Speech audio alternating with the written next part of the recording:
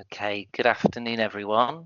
Thank you for waiting and welcome to Compliance Demystified, Planning Permission and Development for Businesses.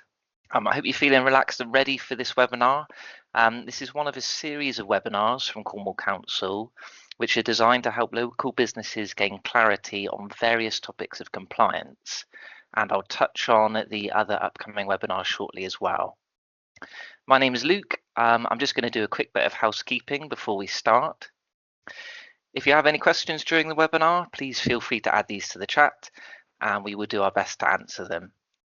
Where we cannot answer questions during the webinar, we will follow up with these via email afterwards.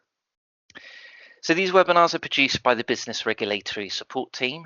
We are the point of contact for businesses seeking compliance support from Cornwall Council. Our support is open to all types of businesses and stages.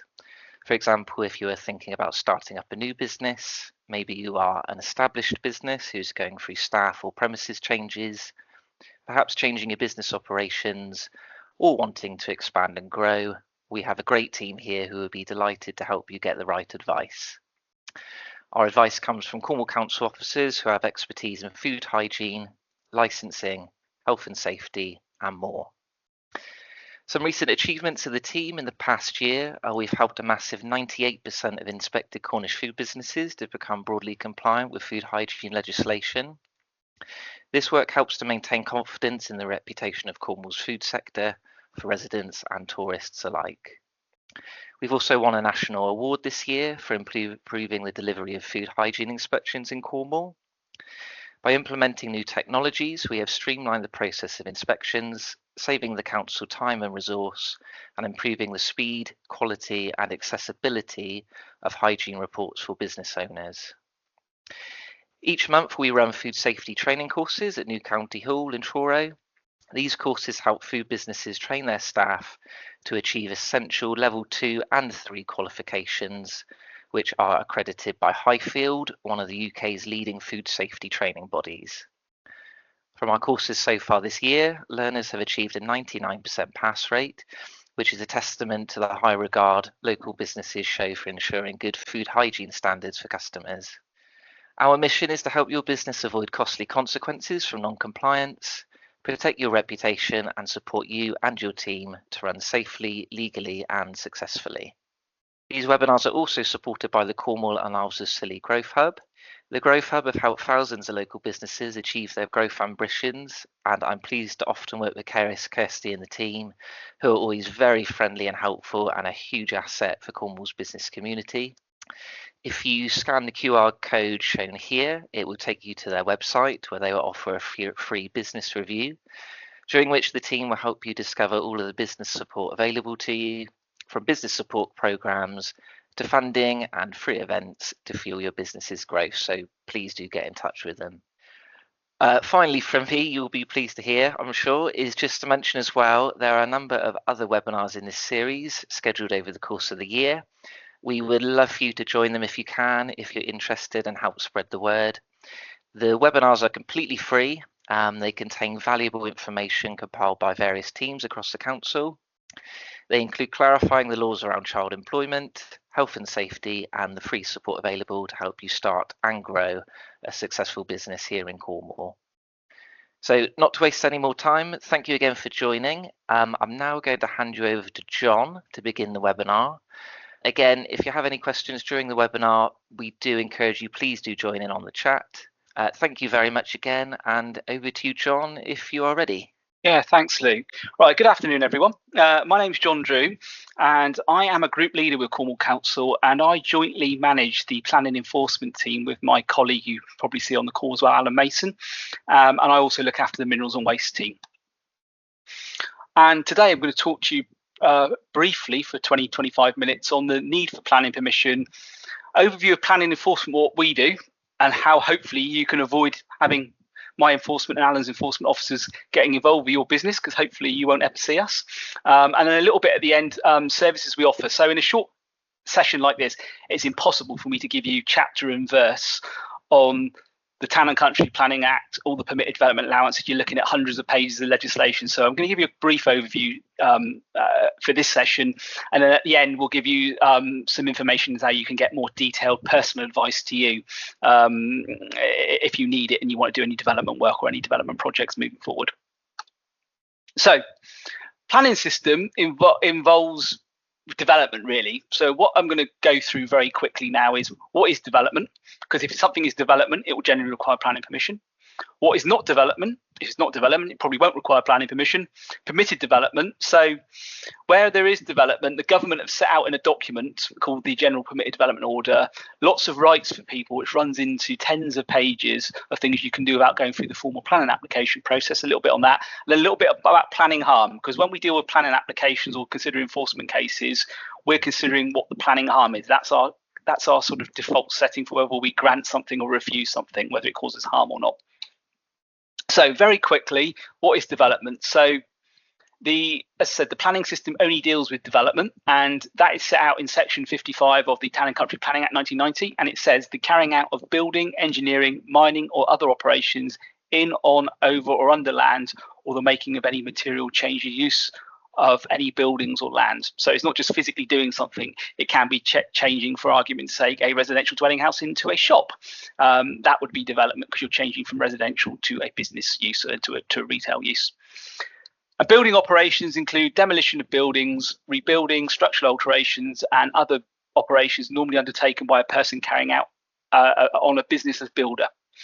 And there's lots of case law over the years which underpins all this legislation, and it's the courts through those bits of case law that ultimately decide on whether particular works are considered development. But over the many years, the case law basically says what a building is. It's generally its size, how big it is, its permanence and its physical attachment. So here's a quick example of something that is development that would require planning permission. So you see this person here's created this earth bund along there, a farmer in a field. That's not something somebody's going to do with a shovel. They're going to have some mechanical equipment to do it, and that's classed as an engineering operation that is development. What isn't development, which doesn't concern the planning system, is internal works that don't affect the external appearance of the building. There is a caveat to that, because if you're on a listed building, then those internal works might require listed building consent, but accepting that it's not a listed building, you generally don't need permission to do internal works.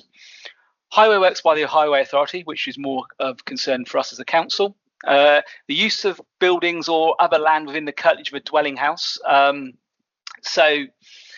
Me using an outbuilding to put some tools in isn't likely to cause any development. And the use of land for purposes of agricultural forestry, so growing crops on a bit of land, isn't generally going to be development. I put this picture out just to be a little bit controversial, a caravan, because people think caravans require planning permission. Well, they do, but the caravans themselves aren't development. It's what they're used for. So as long as you've got a big static caravan like that, as long as it meets the definition of a caravan in the Caravans Act in 1960, which I think from memory is around 20 meters, maximum length of 20 meters in length and around 4.5 meters in width. Providing it hits that definition, the caravan itself doesn't require permission. So if I put a caravan like that on an agricultural piece of land and put some fertilizer in it and some tools in it, then that is not development. That won't require any permission. Whereas if somebody starts living in there, it requires permission because it's a material change of use of the land from agriculture to residential. So it's the actual use of the caravan rather than the caravan itself, which is the development there. And what the government say to try and make life a bit easier for everybody is that some development, you don't need to go through the planning application process. And so they produced this bit of legislation called the Town and Country Planning General Permitted Development Order. And that's got 19 sections on it, which sets out lots of things you can do without having to go through the formal planning application process. And as I say, in a short session like this, it'd be impossible to go through in detail. It'd be a whole day on itself just to cover some sections of that. But certain things you can do is development in the curtilage of a dwelling house. So generally, you want to put a small shed in your back garden. It's going to be permitted development. You're not going to have to put a planning application in for it. On the business side, there's some things like non-domestic extensions to factories and stuff like that you can do under certain size limits. And I've highlighted a good example here of something that's permitted development. The painting of a building, a non-listed building, you can generally paint, and that's permitted development under the legislation. You have to put a planning application in to do it. When we grant planning permission, we quite often put planning conditions. So if any of you have ever gone through the planning process and got a planning permission at the end of it, invariably it'll have various conditions you've got to comply with. And this is a good example of a site where there's a condition on it saying no storage of any materials outside the building. And as you can see, there's lots of material. I don't know if stored is the right word, but certainly outside of the building. So that's an example of a breach of planning control where minor Allen's officers would get involved with it. A farm shop created out of containers, that is potentially a breach of planning control, because the containers could be considered to be a building and permanent, because they're not there temporarily, they're going to be there for a period of time. The size of it is substantial, and in any event, even if they weren't buildings, it'll be a change of use of the land potentially for it.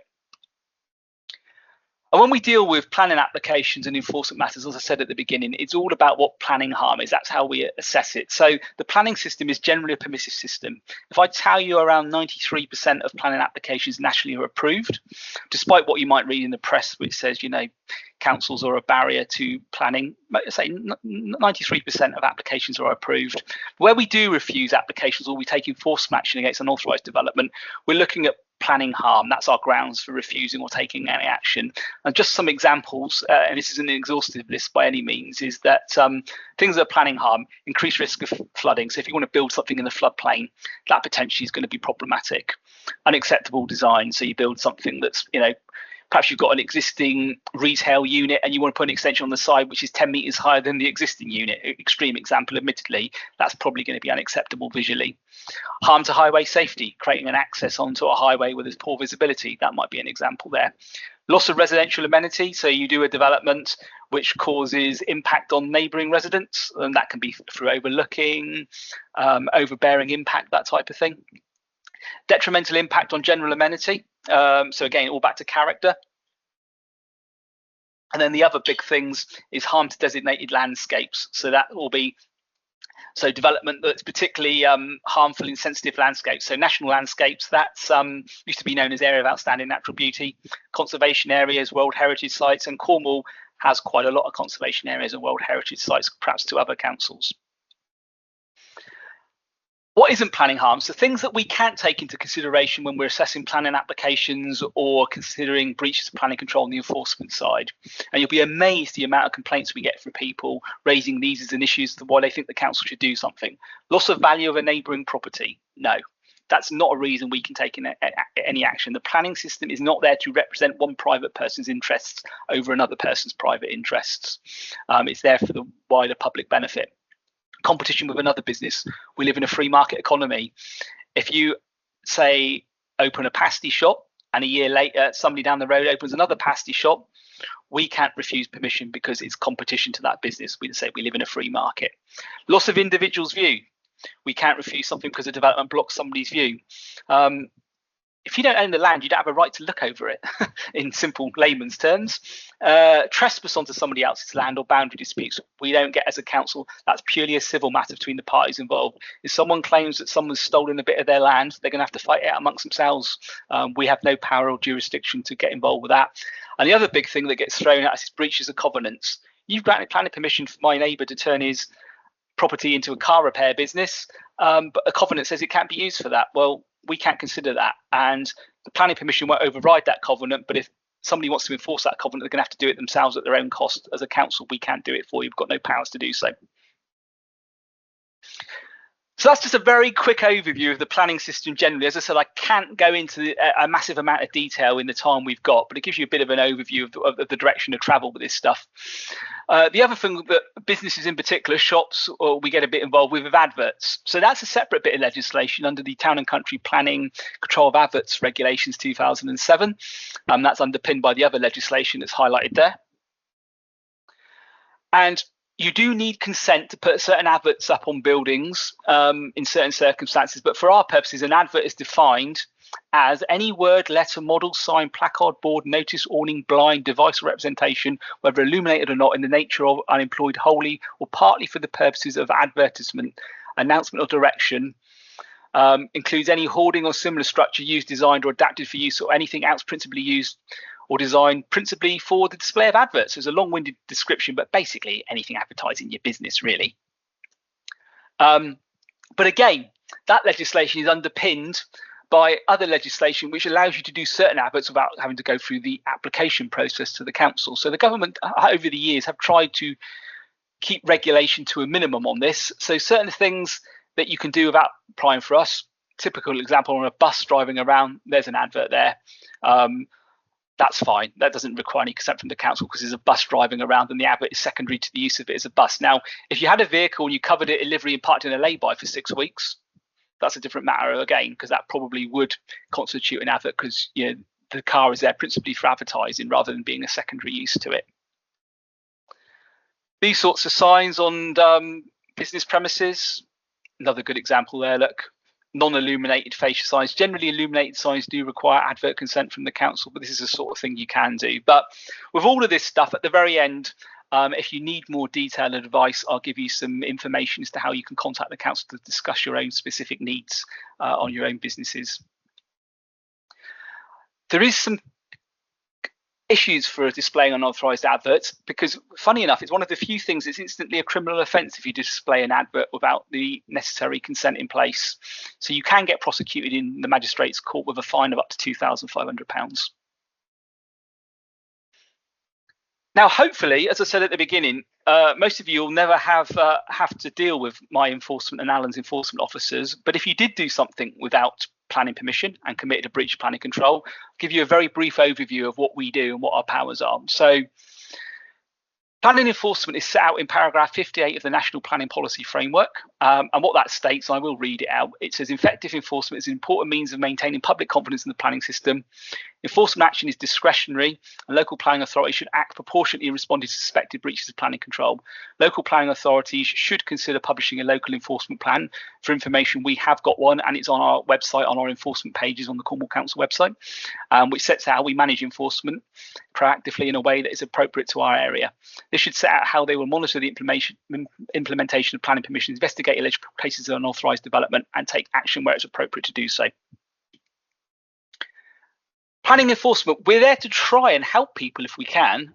We do take enforcement action. In fact, out of 309 councils in the country, in 23-24, we ranked 7th on the most enforcement notices served, which isn't surprising because we're a big unitary authority covering the whole of Cornwall, but we are active in that area. In fact, of the 6 councils ahead of us in the league table, 5 of them are London councils who have their own unique set of circumstances. So we do serve a lot of enforcement notices nationally, but it's generally a last resort. So we do try and help people, and planning enforcement is not a system to punish people who carry out works without planning permission. It's there to prevent inappropriate development that would not get planning permission. So we do try and help people and take them through the planning process as part of our enforcement investigations. However, if you don't have planning permission, you could have action taken against you, or we could serve an enforcement warning notice on you requesting you to submit a retrospective planning application. Now, enforcement warning notices are a new power that came into force in the 26th of April this year. So we never had that power previously, but from over the last 2.5 months, we have the power to serve a notice on you telling you to put a planning application in. But with all of this stuff, as I've said already a couple of times, if in doubt, check with us if planning permission is needed, and I'll give you some more information about that later. This is a common sort of breach of planning control we deal with, which won't be that usual for people running businesses, although there might be some people here who are farmers who decide they might want to earn a bit more income by putting caravans on their land. Well, if you put a caravan on a residential land and you let it out for residential use, it's going to be a breach of planning control, and we're likely to take enforcement action. About 45% of all the enforcement notices we served over the last 12 months are relating to this, which isn't that surprising with the housing pressures that we have in Cornwall and nationally as well. Another example, someone's erected a fence there as somebody's pulling out an access onto a highway there. You can normally put a metre-high fence up adjacent to a highway like that. They've put a higher fence, and as you can see, as you emerge from that junction there, you've got limited visibility there as you pull out.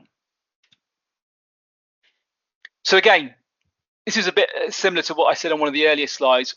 We can't take enforcement action against loss of value to a property, competition with another business, loss of individuals' views, trespass and breaches of covenant. They aren't issues for us. And how long can an enforcement case take? Well, it can take a long time. It can take anywhere between a few weeks if we work with a person and negotiate a solution and resolve it, or it can take 2 to 3 years or longer, depending on whether the landowner decides to challenge the council's actions. But again, if you're running a business, you don't really want to be involved in a 2 or 3 year dispute with the council over a planning enforcement matter if you can. And hopefully we can give you some advice to avoid that happening. I'm going to go through a famous planning enforcement case that hit the national press just to show how long things can take in extreme examples. So this is a case that started in 2002. And this was a chap who was called Robert Fiddler, which is a great name for somebody who wants to build a house without any planning permission. And what he did in 2002, he built a house, looked a bit like a castle, and he hid it behind some bales of hay. And after 4 years, he removed the bales of hay and said, that house has been there for 4 years, you can't touch me anymore, because we've in effect, in simple terms, got a statute of limitations, what we used to have, that if something had been there for more than 4 years, it becomes lawful through passage of time if you didn't get planning permission for it. That's now actually 10 years. The legislation changed in April of this year. But that's what he thought, being smart, I've got away with this. I've got a house without planning permission in the green belt, which wouldn't get planning permission. Anyway, he didn't. What the council basically said is that, no, you deliberately concealed that development, and they relied on something called the Connor principle from a bit of law from the 1970s, where a lady had basically killed her husband, got convicted for manslaughter, and then tried to claim his life insurance. And what the court said is you can't benefit from your own wrongdoing. And that's the principle they applied in this case. And what the courts ultimately ruled is that, yes, he had deliberately concealed it from the council, therefore the 4 years didn't apply for him, and it had to go. But how did it take so long from 2006, when the council served an enforcement notice, till it finally getting demolished in June of 2016? There we are. There's the remnants of what was left there. So Mr. Fiddler got a group of solicitors involved who were called Right Hassle, which is a great name for a firm of solicitors, because I'm sure Reigate and Banstead Council, who dealt with this, thought the whole thing was a right hassle. And it took 10 years from the enforcement notice being served to final demolition. So what happened in those 10 years? Well, in that 10 years, Mr. Fiddler appealed against the enforcement notice. So that took over a year. He lost it. He then decided to judicially review that decision in the High Court. He lost that. He then went to the Court of Appeal, which was also unsuccessful. So you're now probably about 3 years into the process. He then spent another 4 years battling against the council, including he had an injunction awarded against him to knock it down. He didn't comply with that. He then went back to court another 2 or 3 times, arguing that he couldn't demolish it because there were bats and newts on the site. And then he claimed he sold it to an unnamed businessman for £1 to the site, so he didn't own it anymore. Anyway, the judge gave him a short shrift of all these arguments, but again, it kept taking time to keep taking him back to court. And he was finally convicted in 2015 for non-compliance with the injunction and given an 18-month suspended prison sentence, which basically said that if he didn't demolish it by April 2016, they'd put him in prison for 18 months. And that seemed to focus his mind, and he finally demolished it in the end, and the thing was gone just after the April. I think he agreed an extra few weeks extension because he was almost there. Extreme case, but it can take a long time, these things. And why am I talking to the business community about this? Well, although that's a residential property, and enforcement is the same principles for any business, and your precious time could be taken up dealing with that. Imagine the amount of time and money that cost Mr. Fiddler going back to court, getting lawyers involved. He was out of pocket for hundreds of thousands of pounds in the end. And the other thing to think about, the press love those stories. So that particular case, there was an ITV documentary made about it. It was all over the press, the Sun, the Daily Mail, all the tabloid newspapers. The press never that interested on good news stories, things that you do well, but they love those sorts of stories when things go wrong. And it's basically damaging reputationally if you got embroiled with something like that. So the whole point of this really is, if in doubt, check with us as a local planning authority. And the services we offer in this respect. So we offer general advice. We offer a do I need planning permission service.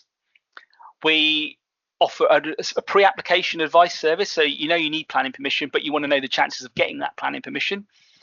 We can look at planning history requests for you. We can confirm whether something's permitted development or not, on whether there's permitted development rights on your property or building. We can confirm what use class your business is in. We can confirm planning restrictions such as occupancy use restrictions. We can help resolve conveyancing issues if you're selling or buying a property, when a material start was made. And And we can also, if you're buying businesses, we can offer confirmation of compliance with planning conditions, listed building consents, planning obligations, and confirmation of compliance with legal agreements that might have been entered into by previous owners of a property or site. We also can confirm when we've had an enforcement case and on your site that we can confirm we formally can close it and set out the reasons why we're not taking any action. We can confirm whether an enforcement notice can comply with. And there's some links on this presentation, which I think will get circulated around afterwards, as to how you go about getting all that. Now, there is a cost recovery charge on some of that stuff, because it can be quite time consuming, and like any other local authority, we run on a reduced budget these days where we were a few years ago. So we do try and recover some money there, but there's links there as to how you access that advice. So if in doubt, always access those services and get advice from us. And that, in 25 minutes or so, was a very quick whistle-top tour of the planning system and how our enforcement team works. But we're happy to take, me and Alan, any questions that we've got now or any that's come up in the chat. Thank you. Yeah, we've had a few in the chat, John, which I think I've responded to. So good. Yeah, in that case, I'll hand back to Luke, and then he can sort of facilitate that as we move forward. Luke, over to you. Hello, yes, thank you, John. So I'm just going to go to a question we've had from someone. They haven't left a name, Okay. but it's relating the change in government. So the question is, we have a new government. Do you anticipate any changes which might affect future decisions? Okay, well, I can only say what we already know. So in the last, less than a week of the new government, they've announced that they're going to lift they say a de facto ban on onshore wind turbines. The way it works is that the criteria is so strict, it's very difficult to get permission currently to build onshore wind turbines. That came in 2015, so they're going to relax that. They've made that clear. They've also talked about building 1.5 million houses over this parliament, so 300,000 houses a year, which is a significant increase on what the sector's been doing over the last few years. So that's what they've announced as their initial intentions are. Beyond that, no, we have nothing from them. And I'm afraid it's a case of waiting and seeing. But the direction of travel seems to be to try and loosen the planning system to stimulate growth, which will include a bigger program of house building, and they've already said about the wind turbines. So like you, we watch this space with interest. Just popped up on the chat, what constitutes a material start and planning for a conversion from commercial to flats? Well, no easy answer. It's a matter of fact and degree. It depends exactly on the wording of the planning permission and what it says, but we would expect to be some sort of material work starting, which could be installing some internal partitions, that type of thing. So no easy definite answer from that, but we would expect to see some sort of, if it's just internal work, some sort of works happening inside to comply with the approved plans. They would need to be materially necessary, wouldn't they? Yeah, that's right. Mission effectively. Yeah, so exactly. They have to be associated with what we've actually granted, and so that you can demonstrate you've actually instigated or implemented that permission or commenced that permission. Yeah. And the key thing there would be to record that as well, to make sure that you have a record. I wouldn't say just putting in utilities in themselves, which is the follow-up bit to that, would necessarily constitute it. No. I think one of the biggest takeaways really is we're here to work with people. And talk through enforcement strikes this whole we're coming after you kind of attitude, where actually the reality is we're here to help. We resolve as much as we can through negotiation and through communication. And so if any of the officers do turn up at your door, I would say don't be defensive, because ultimately their aim is to explain, to advise, to help, to assist. And we generally end up down the enforcement route when those conversations don't take place and people don't engage with us, and we're sort of boxed into a corner at that stage. So our first priority is to work with businesses, to support businesses where we can, and to help you navigate through that planning process. Yeah, and the planning enforcement, our body that we're members of is known as NAPE, which is National Association of Planning Enforcement. But what that basically stands for, if you look at the letters NAPE, negotiate, advise, protect, enforce being the last bit of it. So we do try and work with people the best we can. And you'll probably, if you engage with us, you're probably going to get a better outcome than ignoring us, to be blunt about it. So with that, thank you very much, John, Alan, everyone for joining. Thank you. Please have a good rest of your day, and hope you rest your voice a little bit. Okay, lovely. Thanks, everyone. Thank you, everyone. Cheers. Goodbye. Bye-bye.